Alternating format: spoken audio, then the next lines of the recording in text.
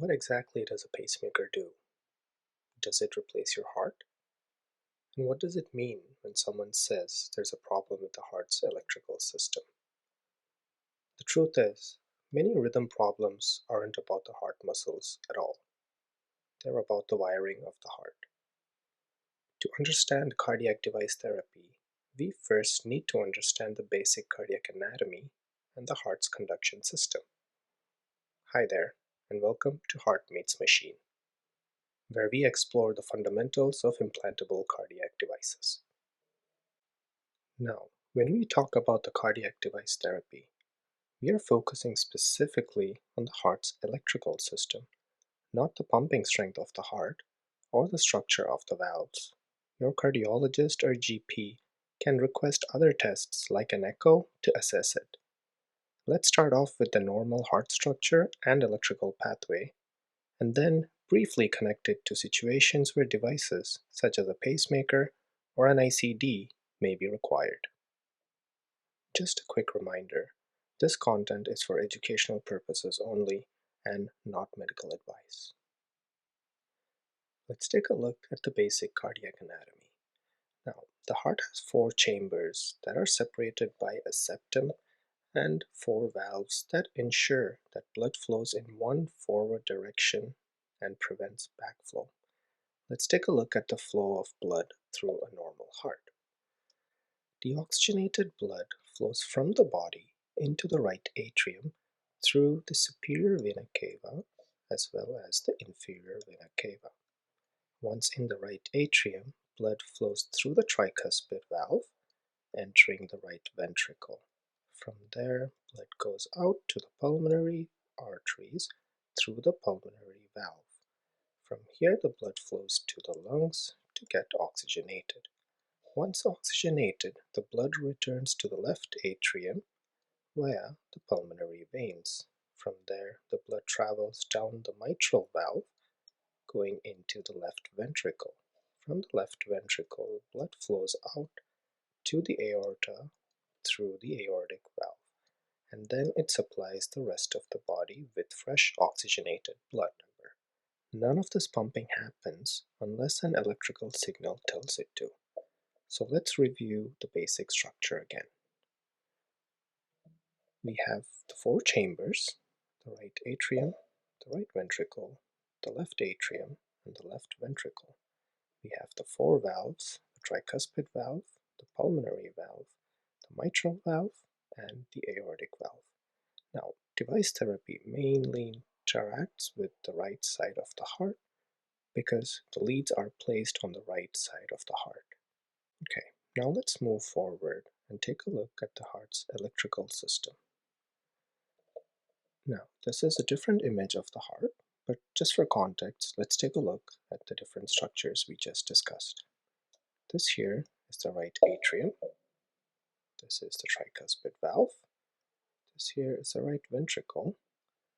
This here is the left atrium, the left ventricle, and the mitral valve. Let's start off with the different levels of the cardiac conduction system and then go from there. Now, let's start at the top of the conduction system. We'll start with the SA node. It's also called as the sinus node. Now, every normal heartbeat begins in the SA node. It is located in the right atrium. The SA node, or the sinoatrial node, is often called the heart's natural pacemaker, as it sets the heart rate based on different scenarios like increasing the heart rate during exercise or decreasing the heart rate during sleeping and everything in between. When the SA node slows down too much or it fails to increase the heart rate appropriately, it is called a sick sinus syndrome. It's abbreviated as sick sinus syndrome, SSS.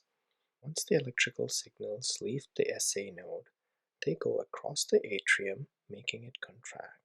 This is important for the filling of the ventricles. Then the signals reach the AV node that is located between the atria and the ventricles. The AV node briefly delays the signals and hence protects the ventricles from fast atrial rhythms. When the AV node fails to conduct signals, it can lead to 3 levels of AV block depending on the severity. Third-degree AV block, also called as complete heart block, is one of the most common reasons for a pacemaker implantation. Once a signal crosses the AV node, it goes into the Purkinje system. This system allows the ventricles to contract in a coordinated and efficient way. From there, the signals travel down to the left and the right bundle branches, and finally into the Purkinje fibers, causing the ventricles to contract. This coordinated electrical sequence allows the heart to beat in a synchronized and efficient manner, maximizing every contraction. Just to summarize the electrical conduction pathway, all natural signals begin at the natural pacemaker, the SA node. From the SA node, they travel down, making the atria contract, then over to the AV node, where it delays the signals. From there, it travels down the bundle of His, the left and the right bundle branches, the Purkinje fibers, and eventually making the heart contract in a synchronized manner. Next, let's take a look at what can go wrong with the electrical conduction system. If the electrical pathway always worked properly, everyone's heart would always beat in a coordinated rhythm and all is well. And today we wouldn't be talking about cardiac devices, and I wouldn't have a job right now. As that is not the case, and we can have conduction system issues at different levels of the system, let's start at the top of the system by looking at potential issues and then work our way down. Let's start at the top of the system, the SA node. Some concerns that can happen is the SA node is too slow, or it's not speeding up when you're exercising and not able to support you through your exercise. And in some cases, the sinus node may not be active at all. And if that happens, sometimes the AV node or the His bundle may take over pacemaking responsibilities, but at a slower rate than the sinus. Sometimes the signal becomes blocked between the atria and the ventricles at the AV node. This is called an AV block. There are 3 levels of AV block: AV block 1, 2, and 3, with 3 being the most severe, and it's also called as complete heart block. Remember that we're talking about an electrical block in this case, not a block in the blood vessels or anything like that. Just like in case of a sinus node dysfunction, the junction or the AV node kicks in a similar case, in a complete heart block, we may see the AV node or the His bundle kick in to support the lower part of the system. If the junction does not kick in, sometimes the ventricle itself will try to keep this going at an even slower rate, around 20 to 40 beats per minute. While there are natural backups in place, they are not the best in the long term or for quality of life. Some patients come in feeling fatigued, dizzy, or even passing out, and the underlying issue is simply that the electrical signal isn't getting through. And sometimes there is a bundle branch malfunction, in which case the signals don't travel down properly through the bundle branches, which would lead to either a left bundle branch block or a right bundle branch block. This leads to the heart contracting not in synchrony. It would either contract the left first or the right first, which is not the best if you're looking for the maximum ejection of blood through the heart. Now, so far we talked about cases where a signal gets blocked or is too slow. On the other end of things, in some cases there are foci in the ventricles that fire too quickly, or it may become chaotic and disorganized, leading to ventricular tachycardia or ventricular fibrillation. When these electrical abnormalities occur, medications may help, but in certain cases, implantable cardiac devices are required to monitor, support, or even correct the rhythm. Now that we had a look at the levels where we can have electrical dysfunction, let's go into seeing how devices can help. Hearing that something is wrong with your heart's electrical system can sound frightening, but many electrical problems are very manageable, especially with modern device therapy. These devices continuously monitor the heart's electrical activity. Pacemakers are designed to support slow or blocked signals. A pacemaker does not replace your heart.